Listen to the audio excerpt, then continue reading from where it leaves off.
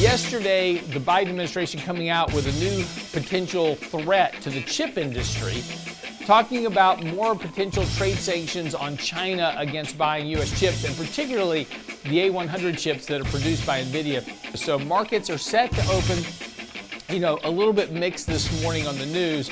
Chips may be a little bit under pressure this morning in particular, just because of kind of what's going on. Here's what you need to know before the bell. Washington remains deeply concerned about the impact of artificial intelligence. Lots of stuff going on there in terms of the debate between the Republicans and Democrats on, bills, et cetera, to help kind of rein in or control this development of artificial intelligence, which has really kind of burst onto the scene this year. Artificial intelligence is not new. It's been around for 10 years. Pick up your phone, use Siri on your Apple phone or any of your other devices that you talk to and it answers back, Alexa, et cetera. That's all artificial intelligence. It's been around for years, but this year in particular, artificial intelligence is now the new theme for the markets. Everybody's jumping on that bandwagon. Of course, NVIDIA's had a huge run really since the beginning of this year.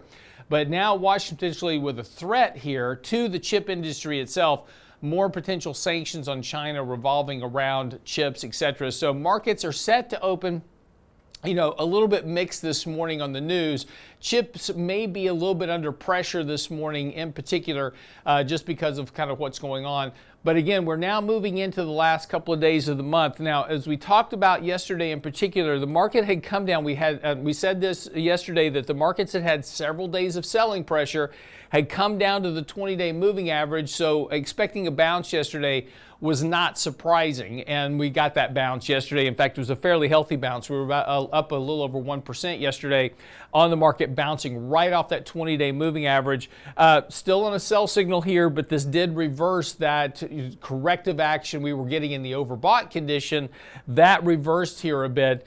This morning, markets, like I said, are a bit mixed because of this news on semiconductors and just really the fact that we're moving into the last couple of days of the month. We're still going through that rebalancing process. It's been going on now for the last week or so, so we may be fairly close to the end of that rebalancing, and then we'll get into the month of July. So, we could very well see, markets kind of pick up some steam here once we get through this next couple of days, and again, kind of challenge these previous highs. But there's a lot of activity in the markets that continues to be on the very bullish side of the camp. Trend continues to be positive here. The overall activity, sentiment of the market is very positive. But again, we're getting a bit extreme on some of the indicators, like our sentiment indicators, our volatility indicators, etc.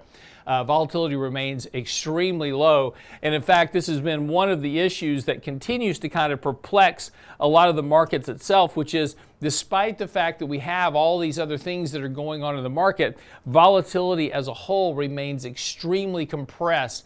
And the interesting thing is there is a correlation between the volatility index and Fed rate hikes. Now there's a lag between this, but because Fed rate hikes tend to impact the economy, ultimately, because of that lag effect, volatility tends to be low until the Fed stops hiking rates, and then volatility tends to catch up with those interest rate hikes because, of course, by the time the Fed is stopping hiking rates, there's some impact going on with the economy that leads to an increased volatility in the market. So this is something certainly worth paying attention to.